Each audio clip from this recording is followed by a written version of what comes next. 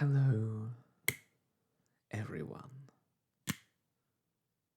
and welcome to Soft Stories. I'm Stratton, and this is Pepper, lurking in the shadows as always. And today we are going to be continuing our reading of Emma by Jane Austen. If you're following along with me in real time, it's been a couple of weeks since we last read Emma. The last 2 Fridays have been taken up by special episodes. One on Christmas by Charles Dickens and another Q&A episode in the style of First We Feast's Hot Ones. So I apologize for the break in this story. But we are back, and we are now nearly finished with Emma. This, as we begin it, will be chapter 46, I think, of 52 total chapters, so we are indeed nearing the conclusion. When last we left Emma, what seems to be so long ago, she had received 2 pieces of news of great import. First, that Jane Fairfax was to be accepting a situation as a governess and moving away, and second, that Mrs. Churchill, the aunt of Frank Churchill, Emma's erstwhile and former, in her mind, love interest, has died.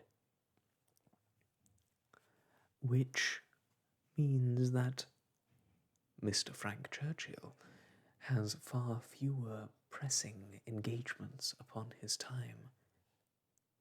When Emma attempted to go and visit Jane Fairfax to express her regrets at not being a better friend, she was rebuffed in a way that seems to have given Emma some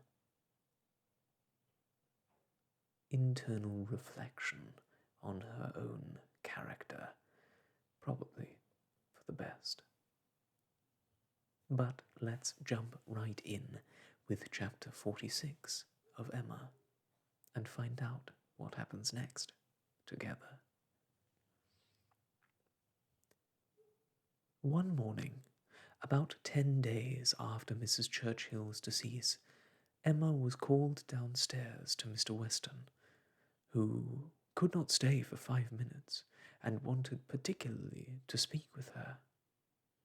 He met her at the parlour door, and hardly asking her how she did in the natural key of his voice, sunk it immediately to say, unheard by her father, "Can you come to Randall's at any time this morning?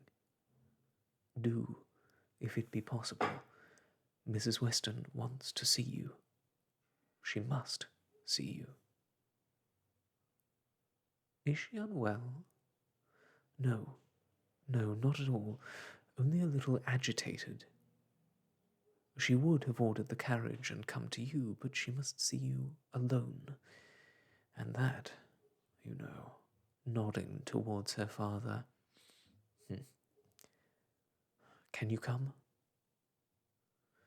Certainly. This moment, if you please.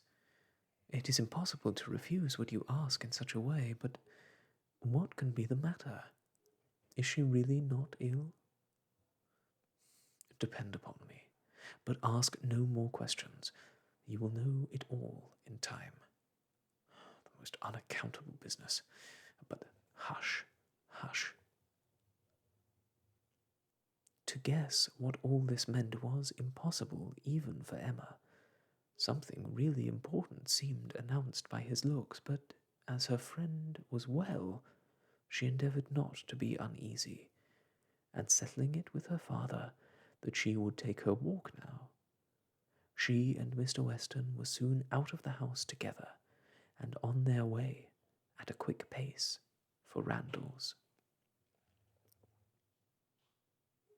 "Now," said Emma, when they were fairly beyond the sweep gates, "now, Mr. Weston, do let me know what has happened." "No, no," he gravely replied. "Don't ask me. I promised my wife to leave it all to her. She will break it to you better than I can. Do not be impatient, Emma. It will all come out too soon." "Break it to me?" cried Emma, standing still with terror. "Good God!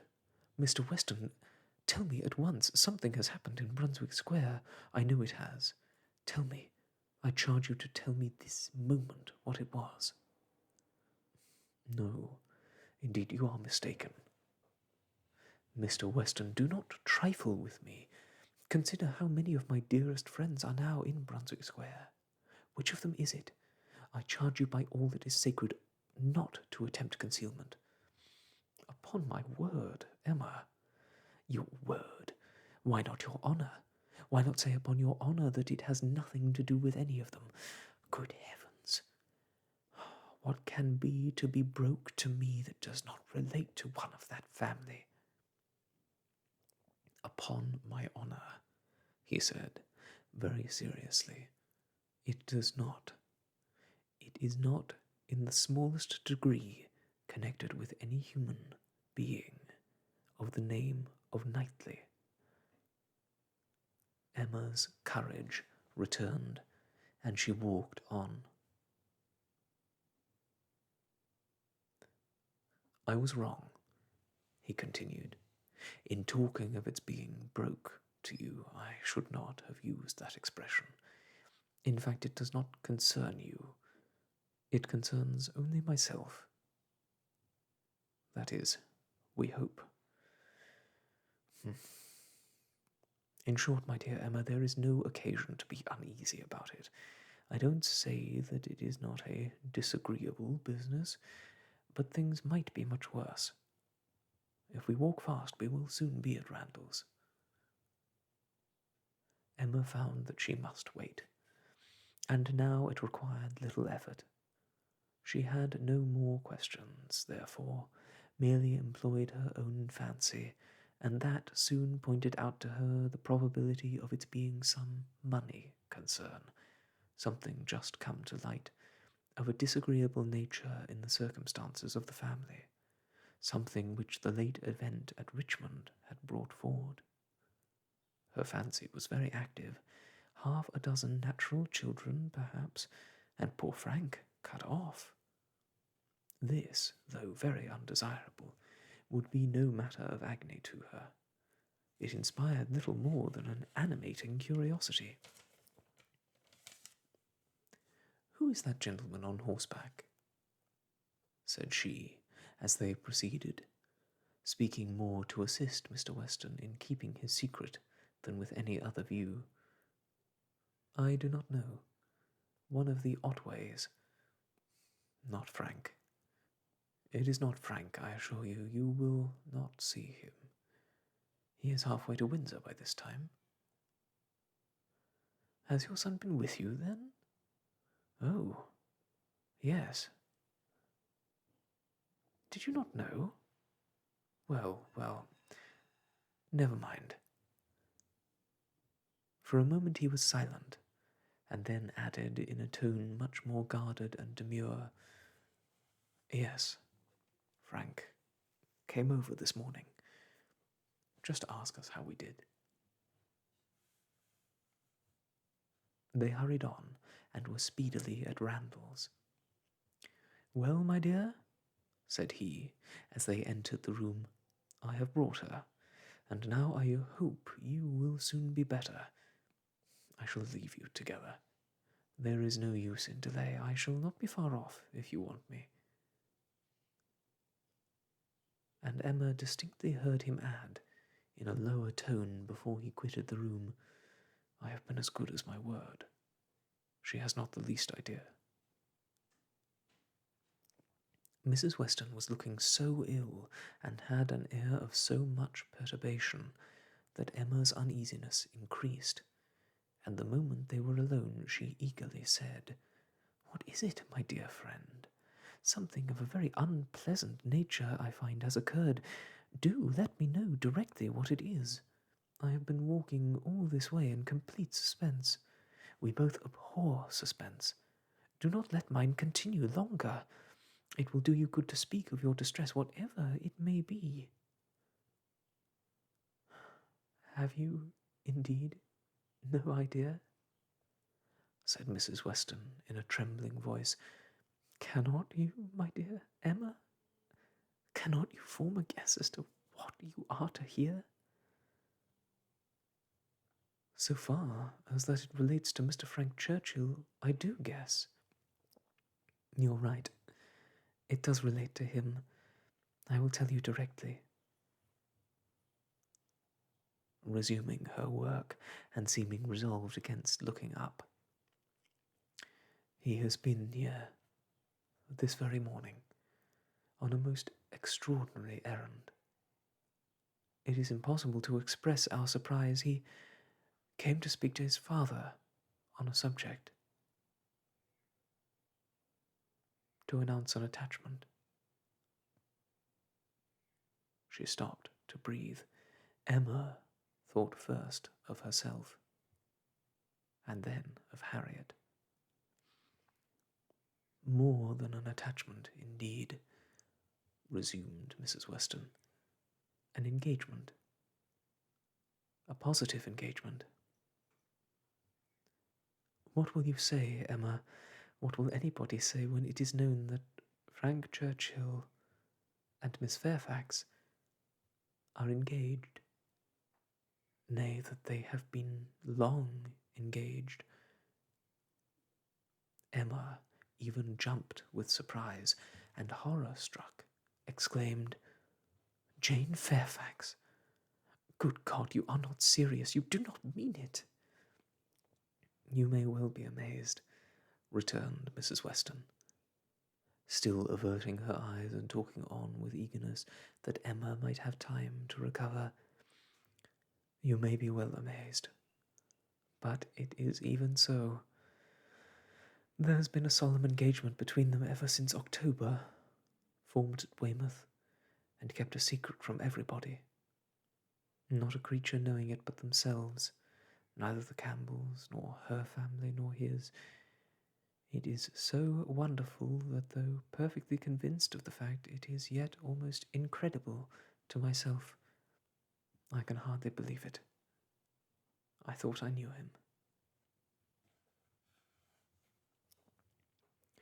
It's worth noting here that Jane Austen is using wonderful and incredible in a slightly different way than we would use them today.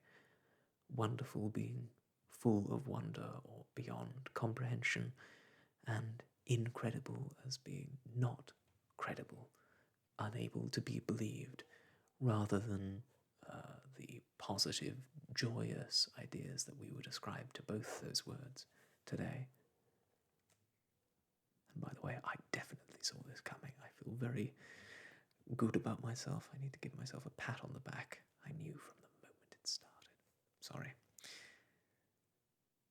Emma scarcely heard what was said. Her mind was divided between two ideas: her own former conversations with him about Miss Fairfax, and poor Harriet, and for some time she could only exclaim and require confirmation, repeated confirmation. "Well," said she at last, trying to recover herself, "this is a circumstance which I must think of at least half a day before I can at all comprehend it. What? Engaged to her all the winter, before either of them came to Highbury? Engaged since October, secretly engaged. It has hurt me, Emma, very much. It has hurt his father equally. Some part of his conduct we can not excuse." Emma pondered a moment, and then replied, "I will not pretend not to understand you, and to give you all the relief in my power to be assured that no such effect has followed his attentions to me as you are apprehensive of." Mrs. Weston looked up, afraid to believe, but Emma's countenance was as steady as her words. "That you may have less difficulty in believing this boast of my present perfect indifference," she continued, "I will further tell you that there was a period in the early part of our acquaintance when I did like him, when I was very much disposed to be attached to him, nay, was attached. And how it came to cease is perhaps the wonder. Fortunately, however, it did cease. I have really, for some time past, for at least these 3 months, cared nothing about him. You may believe me, Mrs. Weston. This is the simple truth." Mrs. Weston kissed her with tears of joy, and when she could find utterance, assured her that this protestation had done her more good than anything else in the world could do. "Mr. Weston will be almost as much relieved as myself," said she. "On this point we have been wretched. It was our darling wish that you might be attached to each other, and we were persuaded it was so. Imagine what we have been feeling on your account. I have escaped, and that I should escape may be a matter of grateful wonder to you and myself. But this does not acquit him, Mrs. Weston, and I must say I think him greatly to blame. What right had he to come among us with affection and faith engaged, and with matters so very disengaged?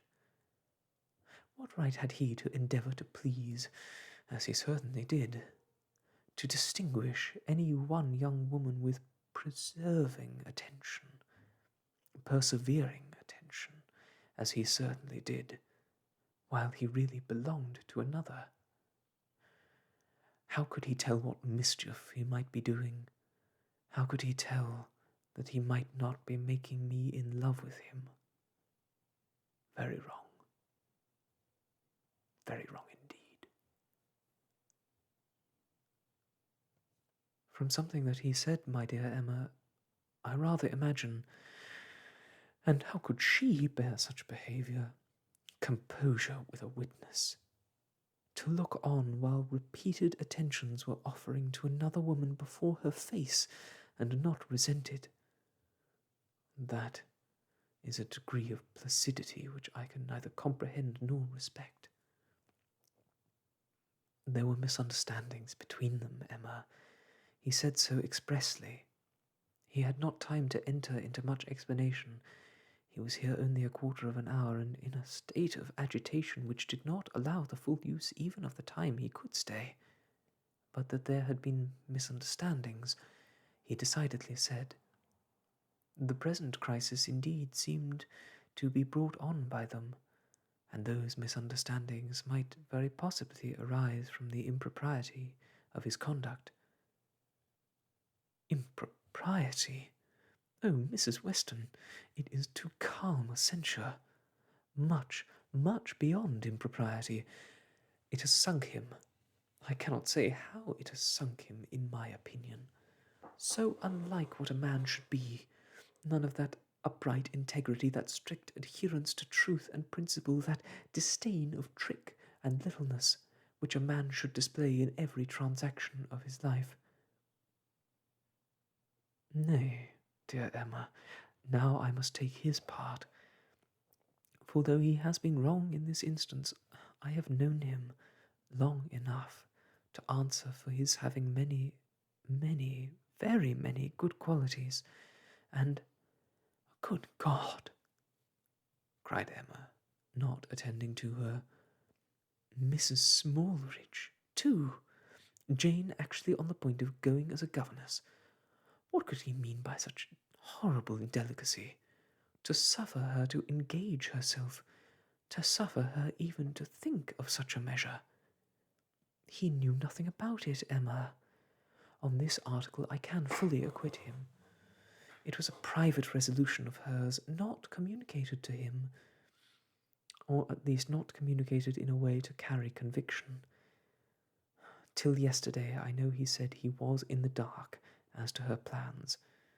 They burst on him, I do not know how, but by some letter or message, and it was the discovery of what she was doing, of this very project of hers, which determined him to come forward at once, own it all to his uncle, throw himself on his kindness, and, in short, put an end to the miserable state of concealment that had been carrying on so long. Emma began to listen better. "I am to hear from him soon," continued Mrs. Weston.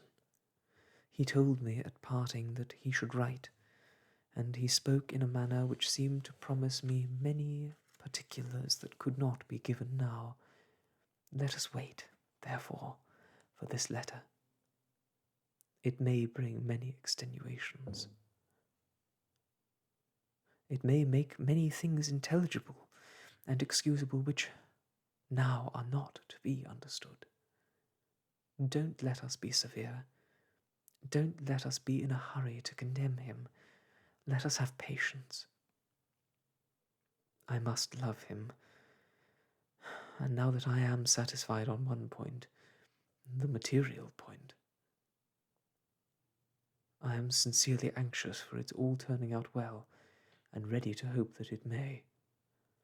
They must both have suffered a great deal under such a system of secrecy and concealment. His sufferings," replied Emma dryly, "do not appear to have done him much harm." "Well, and how did Mr. Churchill take it?" "Most favourably for his nephew, gave his consent with scarcely a difficulty. Conceive what the events of a week have done in that family. While poor Mrs. Churchill lived, I suppose there could not have been a hope, a chance, a possibility. But scarcely are her remains at rest in the family vault than her husband is persuaded to act exactly opposite to what she would have required. What a blessing it is, when undue influence does not survive the grave. He gave his consent, with very little persuasion." "Ah," thought Emma, "he would have done as much for Harriet." This was settled last night, and Frank was off with the light this morning. He stopped at Highbury, at the Bateses, I fancy, some time, and then came on hither, but was in such a hurry to get back to his uncle, to whom he is just now more necessary than ever, that, as I tell you, he could stay with us but a quarter of an hour. He was very much agitated, very much indeed, to a degree that made him appear quite a different creature from anything I have ever seen him before. In addition to all the rest, there had been the shock of finding her so very unwell, which he had no previous suspicion of, and there was every appearance of his having been feeling a great deal.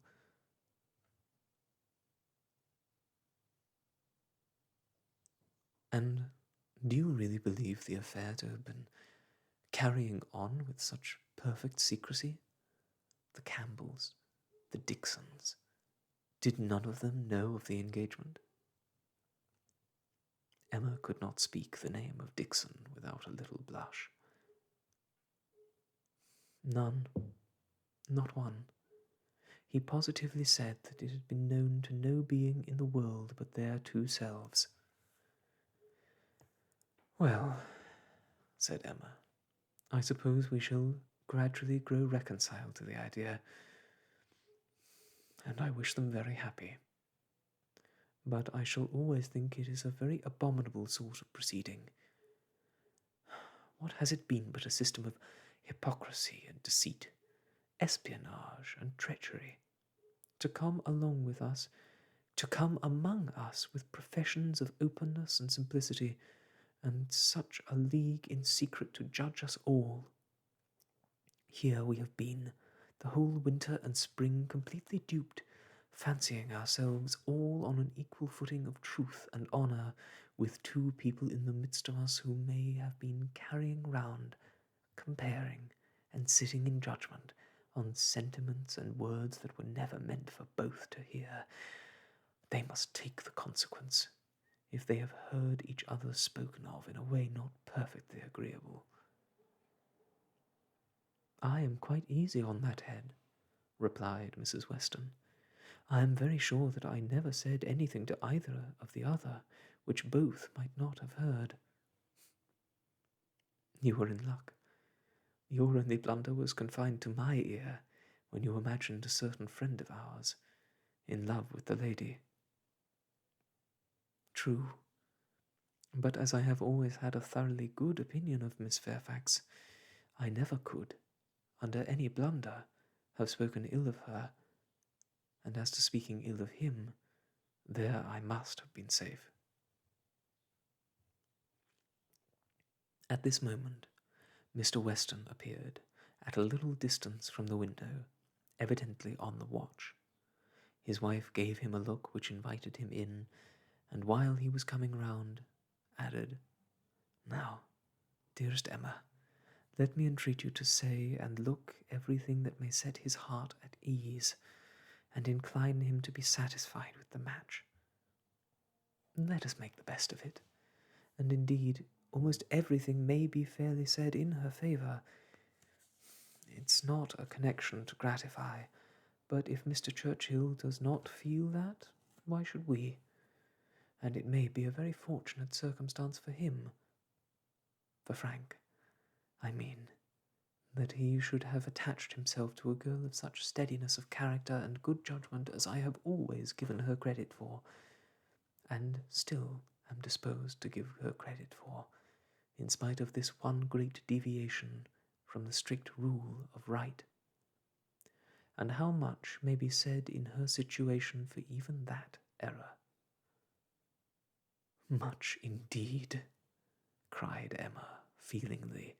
If a woman can ever be excused for thinking only of herself, it is in a situation like Jane Fairfax's. Of such, one may almost say that the world is not theirs, nor the world's law. She met Mr. Weston on his entrance, with a smiling countenance, exclaiming, A very pretty trick you have been playing on me. Upon my word, this was a device, I suppose, to sport with my curiosity and exercise my talent of guessing. But you really frightened me. I thought you had lost half your property at least. And here, instead of its being a matter of condolence, it turns out to be one of congratulation. I congratulate you, Mr. Weston, with all my heart on the prospect of having one of the most lovely and accomplished young women in England for your daughter. A glance or two between him and his wife convinced him that all was as right as this speech proclaimed, and its happy effect on his spirits was immediate. His air and voice recovered their usual briskness. He shook her heartily and gratefully by the hand, and entered on the subject in a manner to prove that he now only wanted time and persuasion to think the engagement no very bad thing. His companions suggested only what could palliate imprudence or smooth objections, and by the time they had talked it all over together, and he had talked it all over again with Emma in their walk back to Hartfield, he was becoming perfectly reconciled, and not far from thinking it the very best thing that Frank possibly could have done. Chapter 47. Harriet, poor Harriet. Those were the words. In them lay the tormenting ideas which Emma could not get rid of, and which constituted the real misery of the business to her. Frank Churchill had behaved very ill by herself, very ill in many ways. But it was not so much his behaviour as her own which made her so angry with him. It was the scrape which he had drawn her into on Harriet's account that gave the deepest hue to his offence. Poor Harriet, to be a second time the dupe of her misconceptions and flattery. Mr. Knightley had spoken prophetically when he once said, "Emma, you have been no friend to Harriet Smith." She was afraid she had done her nothing but disservice. It was true that she had not to charge herself in this instance, as in the former, with being the sole and original author of the mischief, with having suggested such feelings as might otherwise never have entered Harriet's imagination, for Harriet had acknowledged her admiration and preference of Frank Churchill before she had ever given her a hint on the subject. But she felt completely guilty of having encouraged what she might have repressed. She might have prevented the indulgence and increase of such sentiments. Her influence would have been enough, and now she was very conscious that she ought to have prevented them. She felt that she had been risking her friend's happiness on most insufficient grounds. Common sense would have directed her to tell Harriet that she must not allow herself to think of him, and that there were 500 chances to 1 against his ever caring for her. But with common sense, she added, "I'm afraid I have had little to do." She was extremely angry with herself. If she could not have been angry with Frank Churchill too, it would have been dreadful. As for Jane Fairfax, she might at least relieve her feelings from any present solicitude on her account. Harriet would be anxiety enough. She need no longer be unhappy about Jane, whose troubles and whose ill health, having, of course, the same origin, must be equally under cure. Her days of insignificance and evil were over. She would soon be well and happy and prosperous. Emma could now imagine why her own attentions had been slighted. This discovery laid many small matters open. No doubt it had been from jealousy. In Jane's eyes she had been a rival, and well might anything she could offer of assistance or regard be repulsed. An airing in the Hartfield carriage would have been the rack, and arrowroot from Hartfield storeroom must have been poison. She understood it all, and as far as her mind could disengage itself from the injustice and selfishness of angry feelings, she acknowledged that Jane Fairfax would have neither elevation nor happiness beyond her desert. But poor Harriet was such an engrossing charge. There was little sympathy to be spared for anybody else. Emma was sadly fearful that this second disappointment would be more severe than the first. Considering the very superior claims of the object, it ought, and judging by its apparently stronger effect on Harriet's mind, producing reserve and self-command, it would. She must communicate the painful truth, however, as soon as possible. An injunction of secrecy had been among Mr. Weston's parting words. For the present, the whole affair was to be completely a secret. Mr. Churchill had made a point of it, as a token of respect to the wife he had so very recently lost, and everybody admitted it to be no more than due decorum. Emma had promised, but still, Harriet was to be an exception. It was her superior duty. In spite of her vexation, she could not help feeling it almost ridiculous that she should have had the very same distressing and delicate office to perform by Harriet, which Mrs. Weston had just gone through by herself. The intelligence, which had been so anxiously announced to her, she was now to be anxiously announcing to another. Her heart beat quick on hearing Harriet's footstep and voice. So, she supposed, had poor Mrs. Weston felt when she was approaching Randalls. Could the event of the disclosure bear an equal resemblance? But of that, unfortunately, there could be no chance.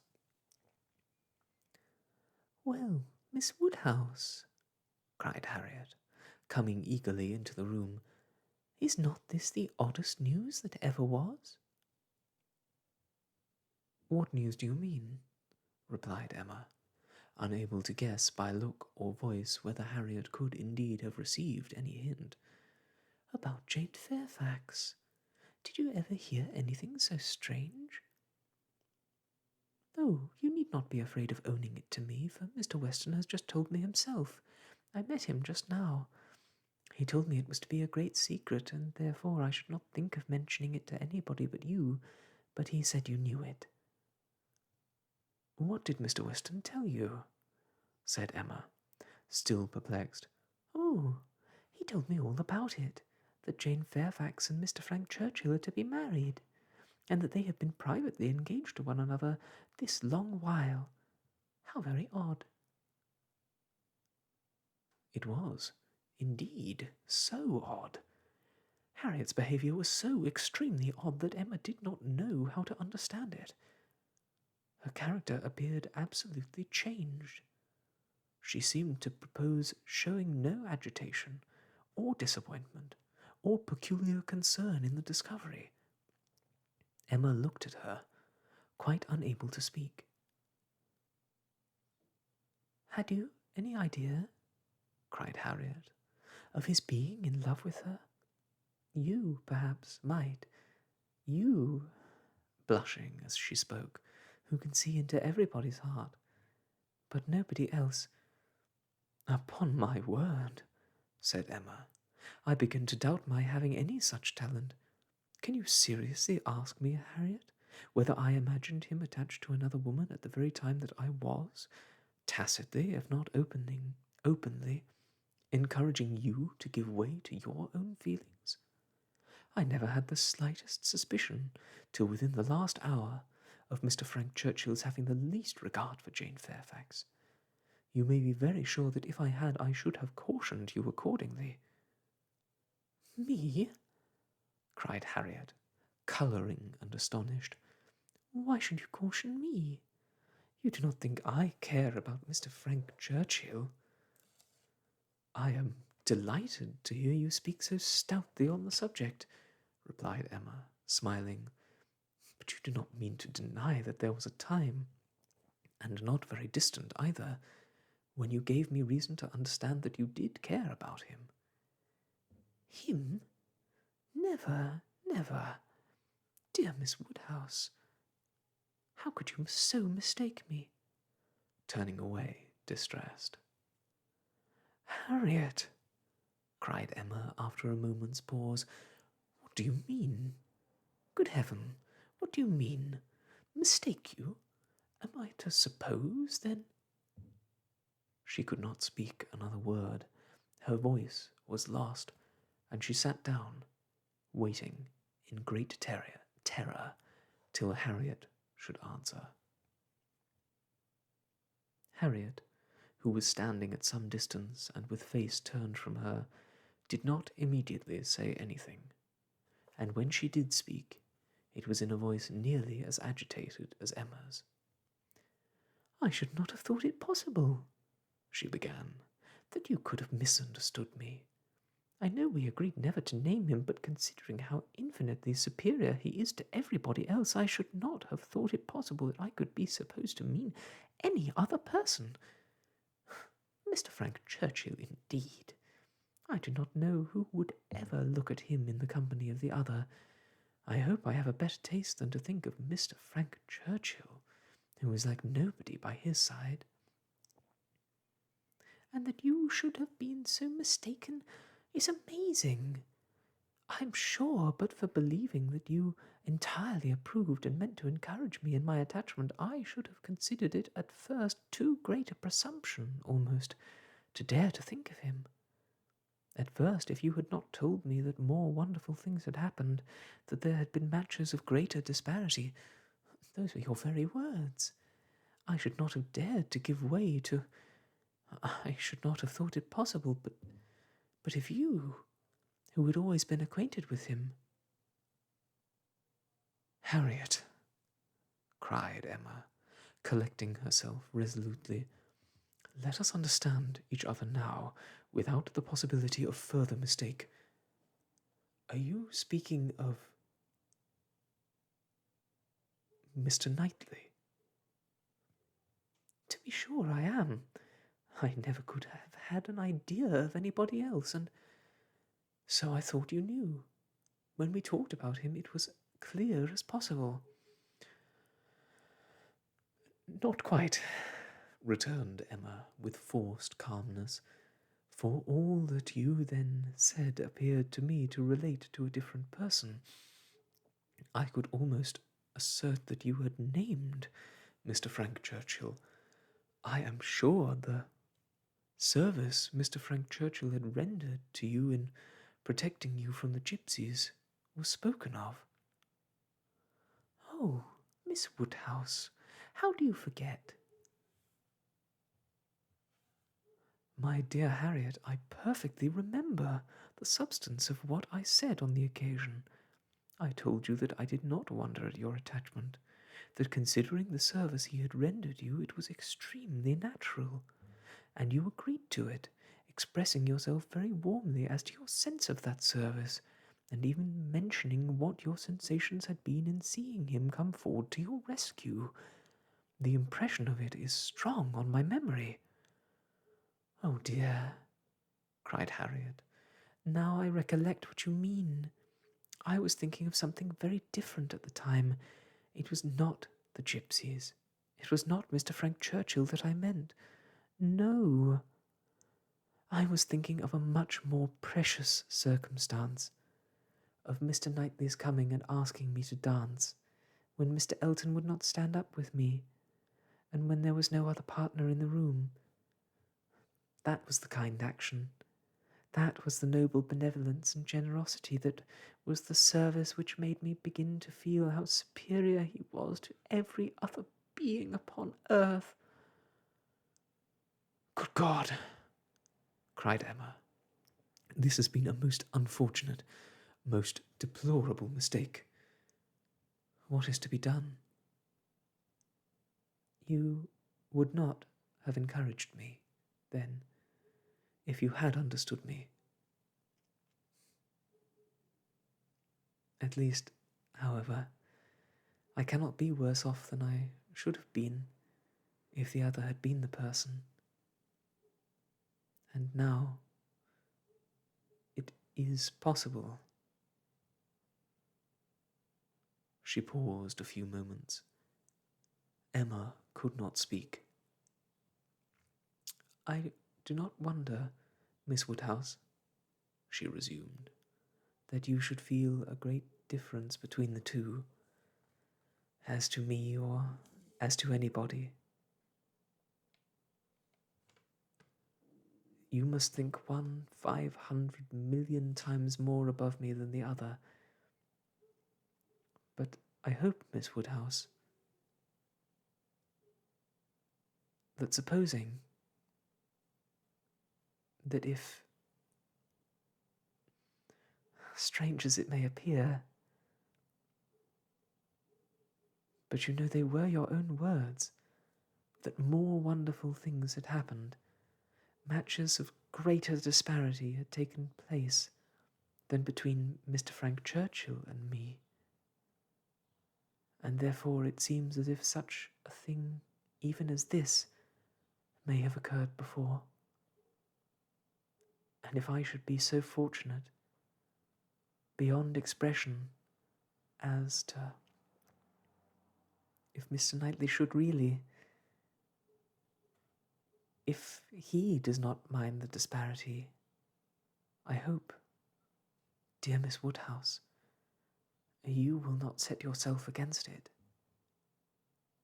and try and put difficulties in the way. But you're too good for that, I'm sure. Harriet was standing at one of the windows. Emma turned round to look at her in consternation, and hastily said, "Have you any idea of Mr. Knightley's returning your affection?" "Yes," replied Harriet modestly, but not fearfully. "I must say that I have." Emma's eyes were instantly withdrawn, and she sat, silently meditating, in a fixed attitude for a few minutes. A few minutes were sufficient for making her acquainted with her own heart. A mind like hers, once opening to suspicion, made rapid progress. She touched, she admitted, she acknowledged the whole truth. Why was it so much worse that Harriet should be in love with Mr. Knightley than with Mr. Frank Churchill? Why was the evil so dreadfully increased by Harriet's having some hope of a return? It darted through her with the speed of an arrow that Mr. Knightley must marry no one but herself. Her own conduct, as well as her own heart, was before her in the same few minutes. She saw it all with a clearness which had never blessed her before. How improperly she had been acting by Harriet. How inconsiderate, how indelicate, how irrational, how unfeeling had been her conduct. What blindness, what madness had led her on. It struck her with dreadful force, and she was ready to give it every bad name in the world. Some portion of respect for herself, however, in spite of all these demerits, some concern for her own appearance, and a strong sense of justice by Harriet. There would be no need of compassion to the girl who believed herself loved by Mr. Knightley. But justice required that she should not be made unhappy by any coldness now. Gave Emma the resolution to sit and endure farther with calmness, even with apparent kindness, for her own advantage indeed. It was fit that the utmost extent of Harriet's hopes should be inquired into, and Harriet had done nothing to forfeit the regard and interest which had been so voluntarily formed and maintained, or to deserve to be slighted by the person whose counsels had never led her right. Rousing from reflection, therefore, and subduing her emotion, she turned to Harriet again, and, in a more inviting accent, renewed the conversation. For as to the subject which had first introduced it, the wonderful story of Jane Fairfax, that was quite sunk and lost. Neither of them thought but of Mr. Knightley and themselves. Harriet, who had been standing in no unhappy reverie, was yet very glad to be called from it by the now encouraging manner of such a judge and such a friend as Miss Woodhouse, and only wanted invitation to give the history of her hopes with great, though trembling, delight. Emma's tremblings as she asked and as she listened were better concealed than Harriet's, but they were not less. Her voice was not unsteady, but her mind was in all the perturbation that such a development of self, such a burst of threatening evil, such a confusion of sudden and perplexing emotions must create. She listened with much inward suffering, but with great outward patience, to Harriet's detail. Methodical, or well arranged, or very well delivered, it could not be expected to be. But it contained, when separated from all the feebleness and tautology of the narrative, a substance to sink her spirit, especially with the corroborating circumstances which her own memory brought in favour of Mr. Knightley's most improved opinion of Harriet. Harriet had been conscious of a difference in his behaviour ever since those two decisive dances. Emma knew that he had, on that occasion, found her much superior to his expectation. From that evening, or at least from the time of Miss Woodhouse's encouraging her to think of him, Harriet had begun to be sensible of her talking to her much more than he had been used to do, and of his having indeed quite a different manner towards her, a manner of kindness and sweetness. Latterly, she had been more and more aware of it. When they had been all walking together, he had so often come and walked by her, and talked so very delightfully. He seemed to want to be acquainted with her. Emma knew it to have been very much the case. She had often observed the change, to almost the same extent. Harriet repeated expressions of approbation and praise from him, and Emma felt them to be in the closest agreement with what she had known of his opinion of Harriet.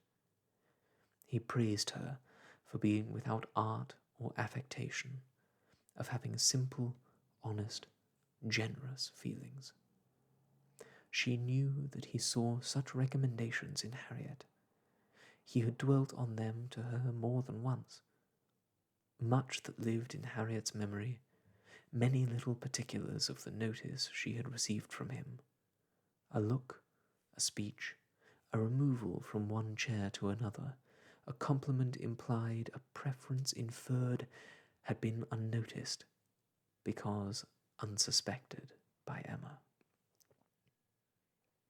Circumstances that might swell to half an hour's relation, and contained multiplied proofs to her who had seen them, had passed undiscerned by her who now heard them. But the two latest occurrences to be mentioned, the two of strongest promise to Harriet, were not without some degree of witness from Emma herself. The first was his walking with her apart from the others, in the lime walk at Donwell, where they had been walking some time before Emma came, and he had taken pains, as she was convinced, to draw her from the rest to himself. And at first he had talked to her in a more particular way than he had ever done before, in a very particular way indeed. Harriet could not recall it without a blush. He seemed to be almost asking her whether her affections were engaged, but as soon as she, Miss Woodhouse, appeared likely to join them, he changed the subject and began talking about farming. The second was his having sat talking with her nearly half an hour before Emma came back from her visit, the very last morning of his being at Hartfield. Though, when he first came in, he had said that he could not stay 5 minutes, and his having told her, during their conversation, that though he must go to London, it was very much against his inclination that he left home at all, which was much more, as Emma felt, than he had acknowledged to her. The superior degree of confidence towards Harriet, which this one article marked, gave her severe pain. On the subject of the first of the two circumstances, did she, after a little reflection, venture the following question: might he not? Is not it possible that when inquiring, as you thought, into the state of your affections, he might be alluding to Mr. Martin? He might have Mr. Martin's interest in view. But Harriet rejected the suspicion with spirit. Mr. Martin? No, indeed. There was not a hint of Mr. Martin. I hope I know better now than to care for Mr. Martin or to be suspected of it. When Harriet had closed her evidence, she appealed to her dear Miss Woodhouse to say whether she had not good ground for hope. I never should have presumed to think of it at first, said she, but for you. You told me to observe him carefully, and let his behaviour be the rule of mine, and so I have. But now I seem to feel that I may deserve him, and that if he does choose me, it will not be anything so very wonderful. The bitter feelings occasioned by this speech, the many bitter feelings, made the utmost exertion necessary on Emma's side to enable her to say in reply, Harriet, I will only venture to declare that Mr. Knightley is the last man in the world who would intentionally give any woman the idea of his feeling for her more than he really does. Harriet seemed ready to worship her friend for a sentence so satisfactory, and Emma was only saved from raptures and fondness which at the moment would have had dreadful penance by the sound of her father's footsteps. He was coming through the hall. Harriet was too much agitated to encounter him. She could not compose herself. Mr. Woodhouse would be alarmed. She had better go. With most ready encouragement from her friend, therefore, she passed off through another door, and the moment she was gone, this was the spontaneous burst of Emma's feelings. Oh God, that I had never seen her!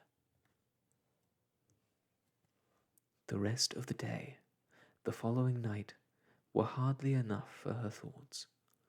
She was bewildered amidst the confusion of all that had rushed on her within the last few hours. Every moment had brought a fresh surprise, and every surprise must be a matter of humiliation to her. How to understand it all? How to understand the deception she had been thus practicing on herself and living under? The blunders, the blindness of her own head and heart. She sat still, she walked about, she tried her own room, she tried the shrubbery. In every place, every posture, she perceived that she had acted most weakly, that she had been imposed on by others in a most mortifying degree, that she had been imposing on herself in a degree yet more mortifying, that she was wretched, and should probably find this day but the beginning of wretchedness. To understand, thoroughly understand her own heart, was the first endeavour.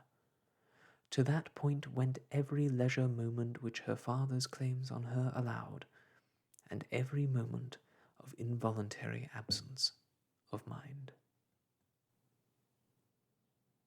How long had Mr. Knightley been so dear to her, as every feeling declared him now to be?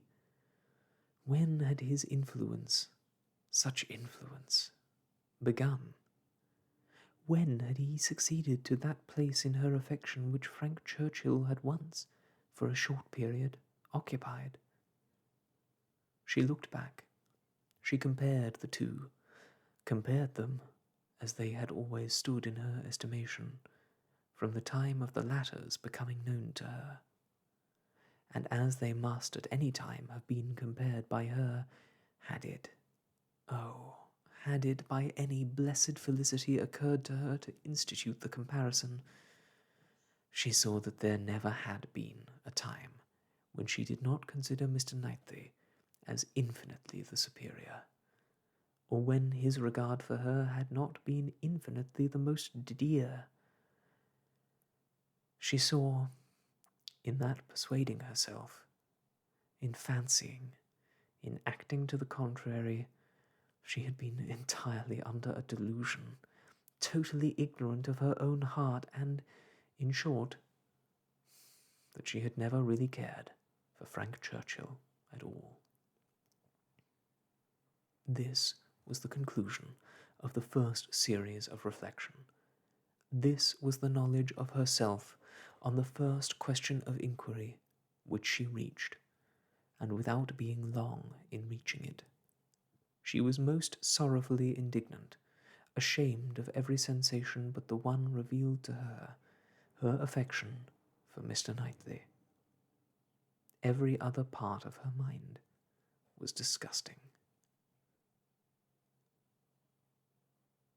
With insufferable vanity had she believed herself in the secret of everybody's feelings.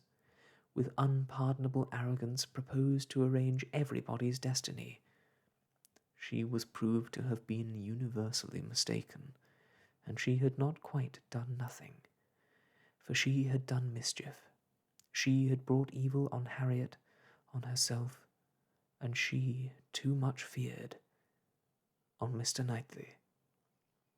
Were this most unequal of all connections to take place, on her must rest all the reproach of having given it a beginning.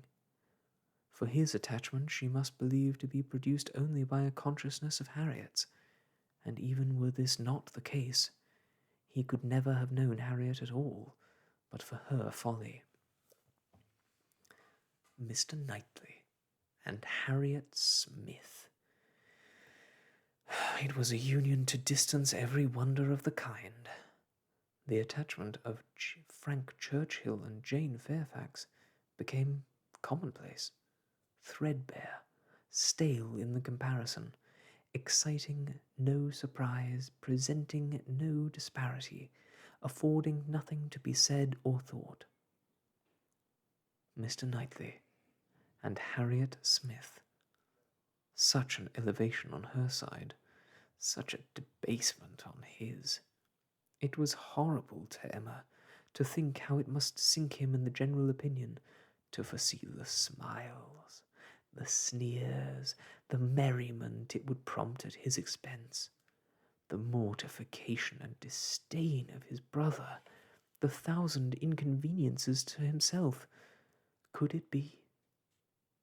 No, it was impossible, and yet it was far, very far from impossible.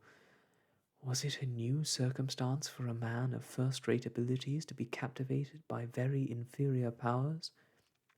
Was it new for one, perhaps too busy to seek, to be the prize of a girl who would seek him?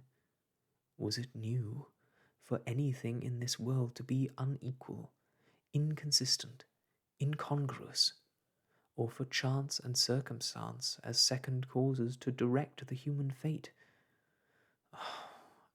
Oh, had she never brought Harriet forward, had she left her where she ought, and where he had told her she ought, had she not, with a folly which no tongue could express, prevented her marrying the unexceptionable young man who would have made her happy and respectable in the line of life to which she ought to belong?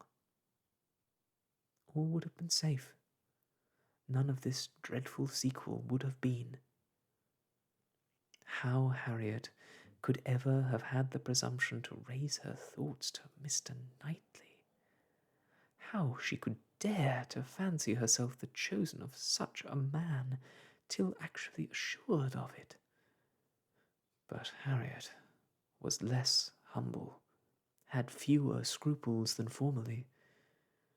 Her inferiority, whether of mind or situation, seemed little felt.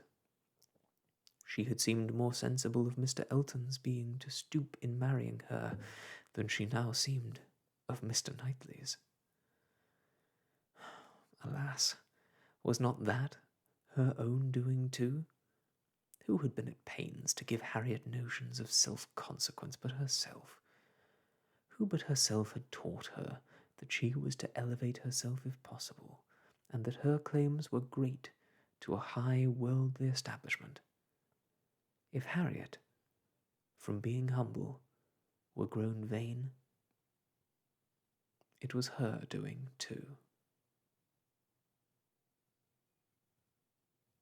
And that, my friends, is where we will leave Emma for now, wallowing in toxic thoughts and self-flagellation. I must say she is being rather unkind to her friend Harriet in this instance, and despite the social mores of the time, it does seem a cruel thing to be so dismissive of what, at least we know on Harriet's side, is a pure and unconditional love. But the book is not yet over, and we will see what happens next, how it all concludes next time on Soft Stories. But until next we meet, I must leave you, and I wish you all the best. Goodbye.